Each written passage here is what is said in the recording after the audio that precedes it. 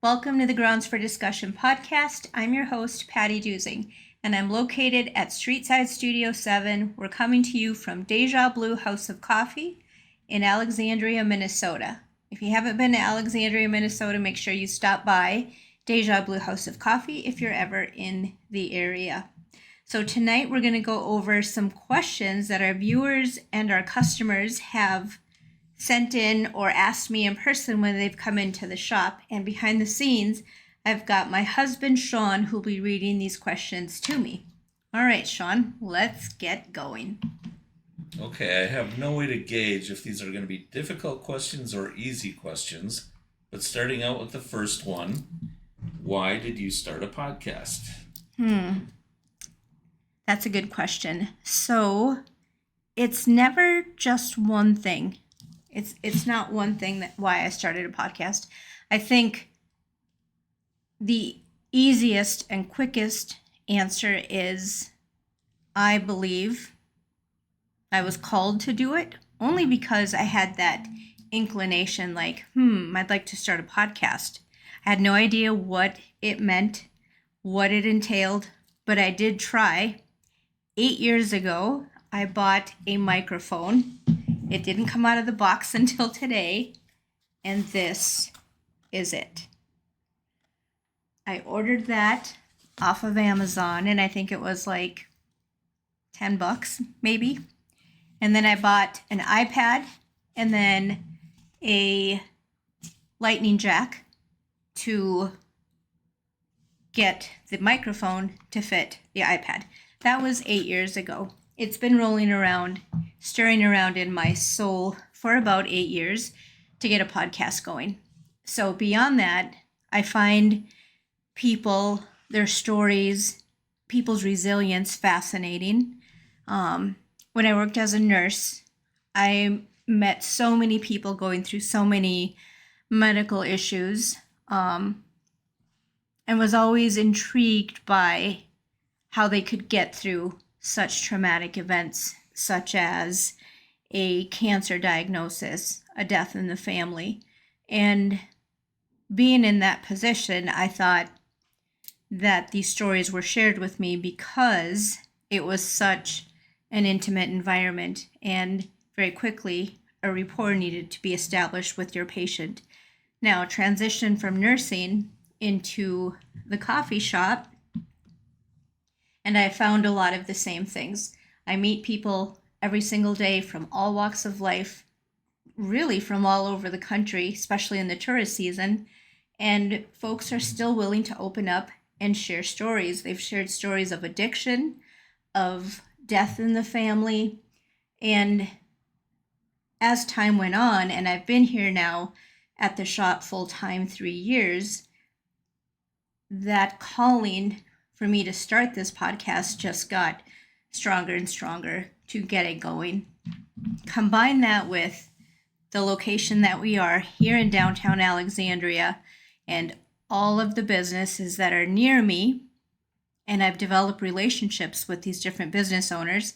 They've become good friends of mine, and there's a lot of businesses struggling, even big box stores.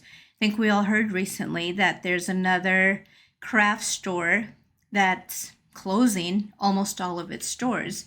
So times are tough, and if doing this podcast can raise awareness for downtown Alexandria, I'm going to do it, whatever it takes, really. So that was a long-winded answer as to why I started the podcast, but that's really how it is. There's many reasons why, and I think that about covers it. What do you think? Yeah, it's multifaceted, like you started out saying, and you could probably go on for the next 45 minutes of all the reasons why and getting into the details of what does that mean when you think of, individual stories that you hear from, the locals downtown here and what they're all going through, individually and trying to keep things moving forward. So yeah, I think that's a big one. It is a big one. It's a super difficult climate, retail, right now. And I also feel like, kind of like I was called into nursing. Physicians are called to be physicians. We have to answer, I believe, those calls when they come.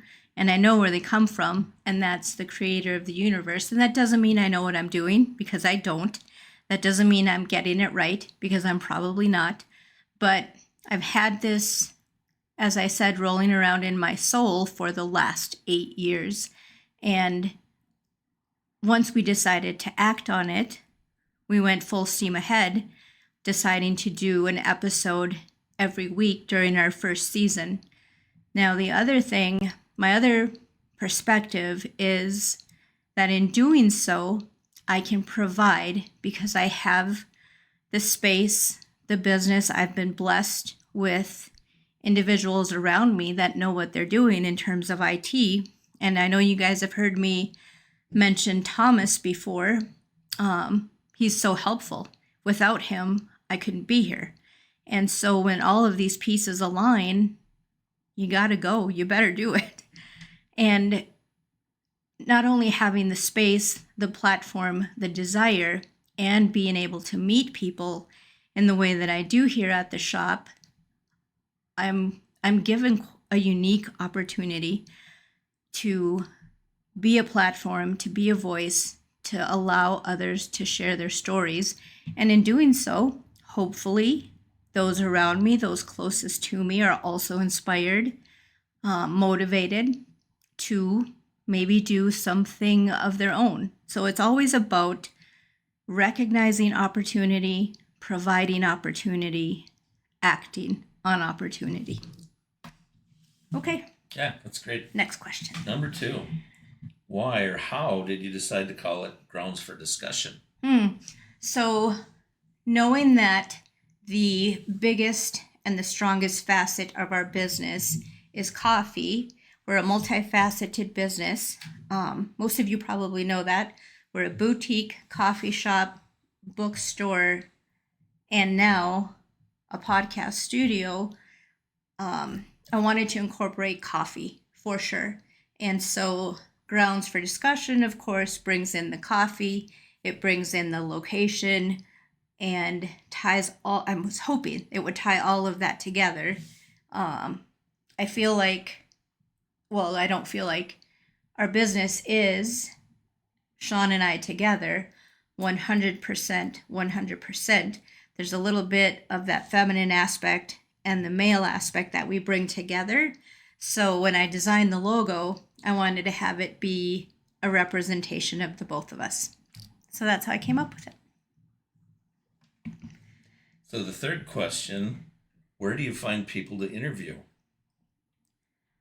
You know, I've been really lucky, actually. I am so incredibly blessed, and I am so grateful for so many things. And having the coffee shop, like I mentioned earlier, I've met so many people from all over the country, sometimes different parts of the world, and folks are willing to have a conversation. And that's really where I meet all of our folks, is here at the shop. There are connections that I've had, from my nursing days that I bring in and carry here. So it's really anyone within our community. Yeah, very good. This one is an interesting question. How old are you? And aren't you too old to start a podcast? Wow. Am I too old? Am I too old to start a podcast? Okay, let's answer the first part of that question. I am 55 years old. I don't feel it most days. Some days I'm like, whoa, I am getting up there. But am I too old to start a podcast? No. I think as long as you've got breath and you've got a desire to do something, you better act. That's my perspective. And that's how I live my life, in, again, finding opportunity, creating opportunity, and acting on opportunity, with making sure that what I do, that what we do, Sean and I, especially not only as a team, but a husband and wife, our objective and our goal is to, number 1, always have Jesus front and center. Number 2, to provide value, add value, bring value to our community and to those closest to us. So am I too old? No. Can you teach old dogs new tricks? Yes. So again, with the team around us, I'm so grateful that we've got these young kids in their 20s that know what needs to be done, because I can guarantee you, if it wasn't for them helping us, I don't think I could do it. I really don't think I could do it. So much gratitude for having the folks around us, recognizing the opportunity that we have here at our location in Alexandria, at our shop here in town, and just keep moving forward. Knowing you as long as I have, I've never known you to let the how get in the way of bulldozing forward ever. And then the other, thing that you hear people will say to anything that's worth doing is worth failing at miserably to start. Right. And so you go from there. You don't let that stop you, because you'd seldom go anywhere if you did. Right. And that's the thing for me. I am not afraid to fail. I have failed so many times. We have faced so many hardships. Nothing about this has been easy.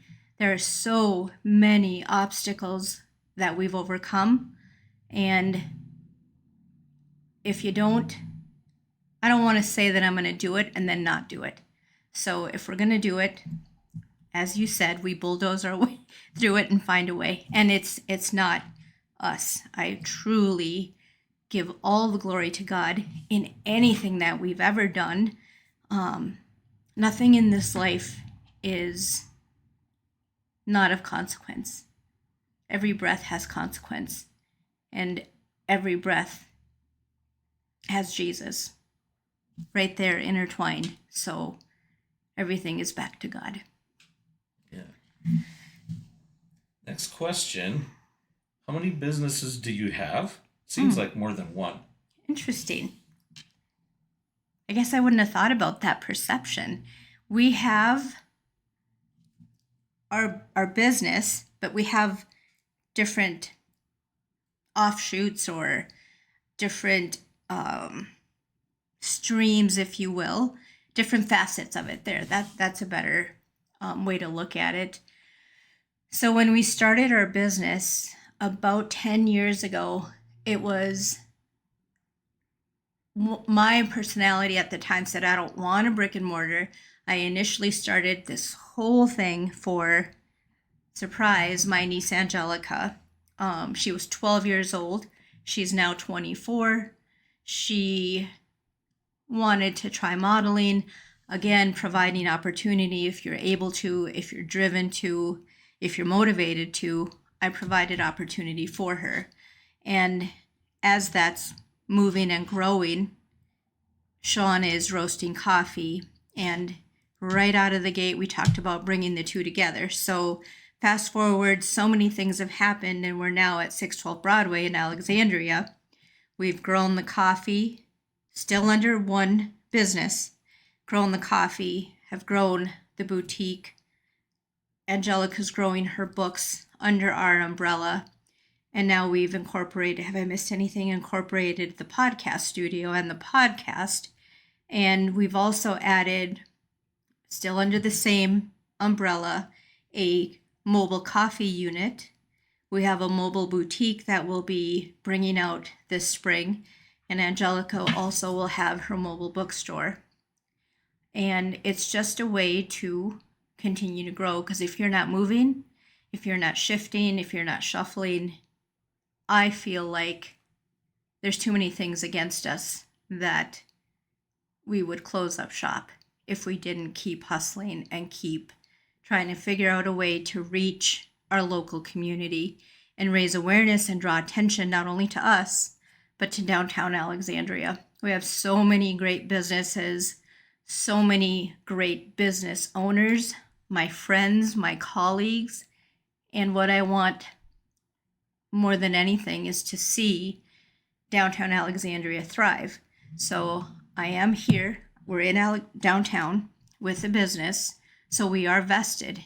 And if we're here in our community with such a presence, we want to add value, as I stated before, which is, I think, one of the reasons, everything is multifaceted, but one of the reasons we added the coffee trailer when we were approached by a member of the art guild that were running Saturday art market if we would want to bring coffee down there. And our conversation with Sean and I was, that's actually a great idea. How fun would that make Saturday art market to have coffee, food available for all of the tourists that come to Alexandria? So that's how we ended up with everything that we have, but it is just one business, really. Just kind of stretching our arms out there to bring folks in here. Yeah, good. All right, this was kind of a two-part question. The first one we kind of talked about already. When did you decide you wanted to start a podcast? And then the second part of the question, where did you learn how to do or to run a podcast? Oh my gosh. Okay. So again, as we mentioned, 8 years ago, I had the first inclination of, gosh, I'd love to start a podcast. I really can't say what direction I wanted to go in or anything beyond. I got a microphone and I got a podcast, or not a podcast, a iPad. And that's where I was going to start. I was going to film it upstairs in our loft. We've got really cozy chairs that are up there, and I was going to film it up there. And I'm working full-time in a clinic, and I'm thinking, and have the shop open full-time, but we have employees that are helping us out, and that never went anywhere. And I remember having a conversation with one of the nurses that I work with, who is a dear friend of mine, Terry, and asked her, like, hey, what would you say about starting a podcast? And she was like, yeah, sure, why not? That didn't go anywhere. Then I talked to another nurse that I worked with at the clinic and talked to her about starting it. And she said, actually, my husband would love to do it. That's kind of his personality. And it never went anywhere until recently. So did I answer it? Yeah, the when you decided to start it. The second part of the question, where did you learn how to do it, how to run a podcast? I'm still learning. I always watch, if I get an idea on, as an example, let's start a food truck. We immerse ourselves in YouTube, and watch hours and hours and hours and hours. And it's kind of what I did with the podcast. And again, having our support team around us has made it so much easier. But just watching other YouTubers, other podcasts is kind of where we're developing our format, where we had a base to go off of. And even from episode 1 to episode 8, I feel like we've changed already dramatically. And I think we'll just continue to change. We're always learning, again, with that mentality that if we have breath, not only should we be accomplishing and living to our top potential, but we're also learning. I always tell my kids here, my employees, that look for opportunity, say yes if you can, be uncomfortable, and grow and learn, because we're always learning. Whatever situation you're in, see what you can learn. So I haven't learned. I'm still learning. All right. This one, I don't know, this might be a little difficult for you to answer. How tall are you? You phrased that very well, Shawnee. That's hilarious. So yeah, when I saw that question come in, I'm like, what? How tall am I? I'm only 5 feet tall. That's it. 5 feet tall. Although I don't feel it. I never have felt like, darn, I'm too short, or gosh, I wish I was taller. I don't ever feel that way. I've always been this height, so I don't know anything different. The only time I can recognize that, I'm a little short, is when I am next to 2 of my girlfriends. One, her name is Monica. She's tall, very tall, and I feel very small around her. And my friend Jessica, she's also like 5'11", And whenever she comes into the shop, I'll always bring her over to our 3-way mirror, and we kind of giggle at how short I am and how tall she is. But other than that, I don't ever feel like I wish I was taller. 5 feet tall, that's it. And I wear a size 6 shoe. In case anyone has shoes out there that, why do I bring up shoes? I'm obsessed. Let's just be honest. Sean's behind the camera laughing at me. I am obsessed with tennis shoes. So there you go. What else you got? Yeah, I don't think you've ever taken on a challenge and felt like you couldn't do it because you're too small. No. I kind of have that, like the quote unquote little dog syndrome. Like, little dogs are often feisty and they don't know how small they are. That's kind of how I am. Very much. The next question. I wish I could be comfortable in front of a camera. How did you learn to be so comfortable with the camera on you? That's interesting. That's an interesting perception and perspective, because I am not comfortable in front of the camera. I am very uncomfortable, to be completely honest. I don't dislike it. I don't necessarily like it. I'm just very uncomfortable. However, again, that mentality that I have, that if you're not uncomfortable this is how I approach my life. If I'm not uncomfortable, I'm not growing, and I'm not learning, and I'm not living to my fullest potential.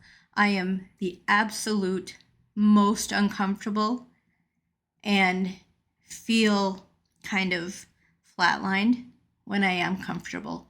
So I'm always taking on challenges, opportunities, pushing myself to the point of being incredibly uncomfortable. But that's where I think the secret sauce is.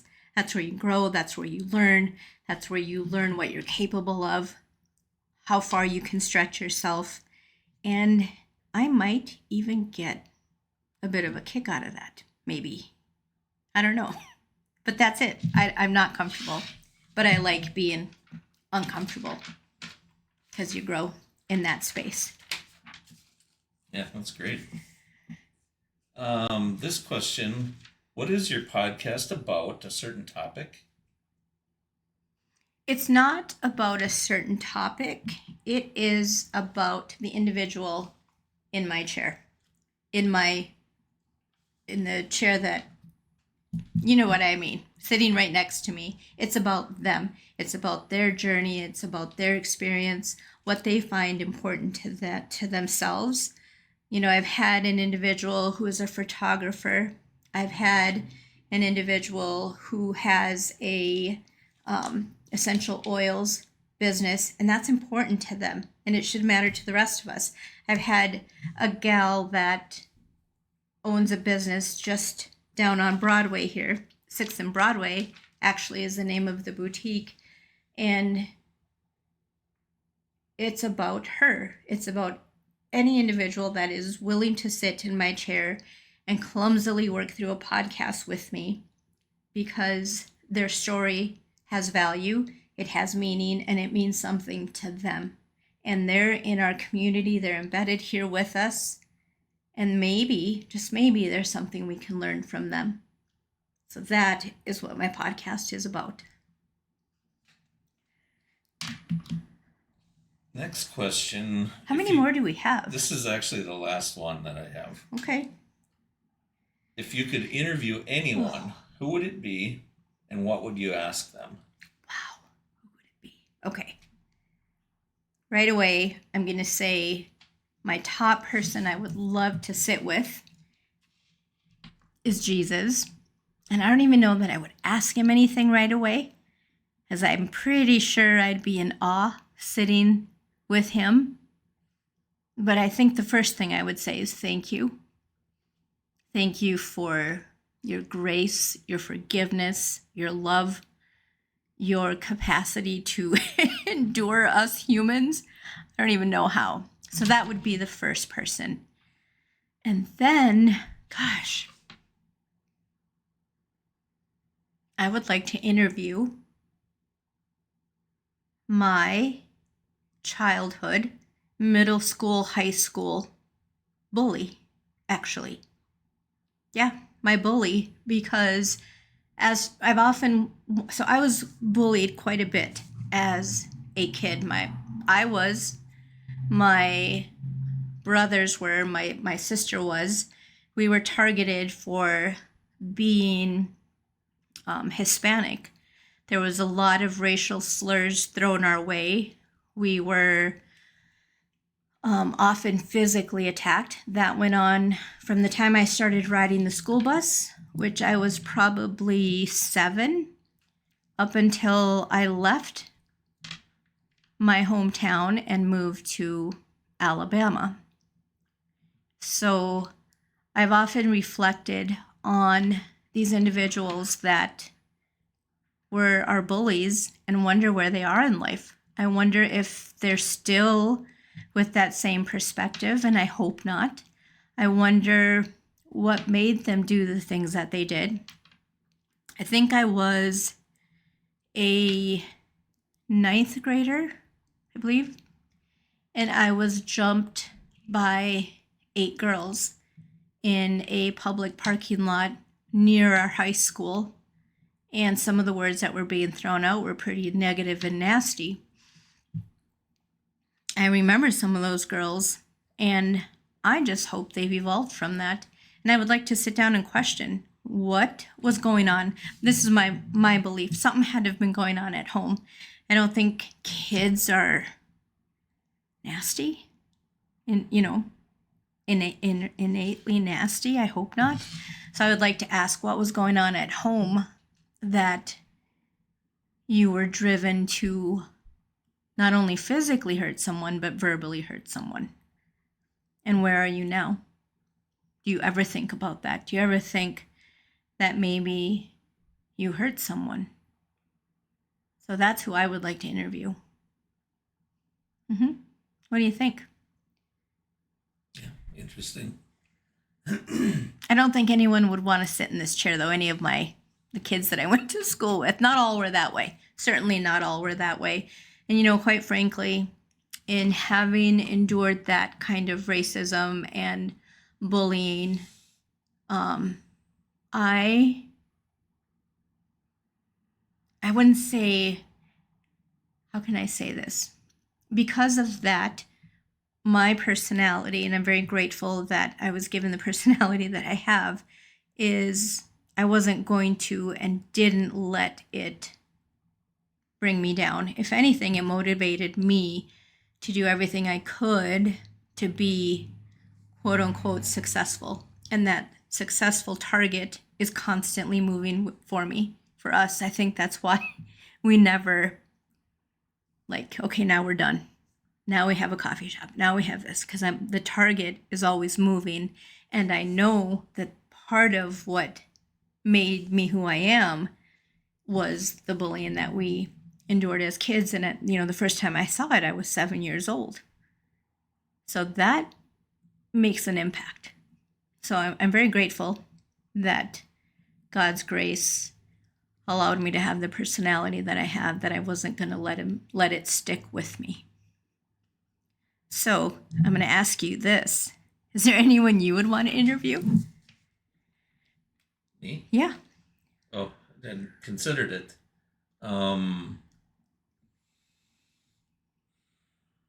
Jesus. Well, sure. Of course, right? Yeah, number one. Would you ask him something or just say thank you? I just want to tell him thank you in person. Yeah. I'd like to ask him, what are the major things in life that I missed? That if I could have looked back and done something different, where did I miss a big one? That might be one thing. Otherwise, I don't think anything is by accident anyway. It's pretty intentional. Things are presented to us, and we choose the path, or we miss the path. I guess might be a way to look at it, but he's right there walking with us no matter what, whichever way we go, and ready to stretch out his hand and guide us and help us if we just ask. Right. So it would be a great conversation. Wouldn't it though? Yeah. Yep, it sure would. Well, folks, thank you so much for tuning in again, and thank you for your questions. I found them interesting. I think the most interesting one was, how tall are you? That was so random, but it was so good. So I think I'm going to do this again down the line. We're always improving, always looking to how we can up our game and engaging with you folks, our customers that come in and give us feedback. As an example, I'll give you this example. I'm going to kind of go off on a tangent here. I had a customer come in that watched our podcast, episode 7, and that was with Angelica and the ordeal that she recently went through. That individual, who's local and our customer, shared that podcast with someone she's very close to in Indiana, and we're hearing feedback from that individual watching that episode in Indiana. So that's pretty crazy to me. I don't think about where this might reach or where this might go, but I'm very grateful to those of you that have engaged, that have asked us questions, that bring up the podcast when you come in and visit us here. It means so much to us. And again, our ultimate goal is to be of value to our community. And I appreciate you taking that walk with us. So next time, it'll be episode 9. I'm looking forward to sitting down then. And thank you for joining us here on Grounds for Discussion, filmed inside Streetside Studio 7 at Deja Blue House of Coffee in Alexandria, Minnesota. Thank you.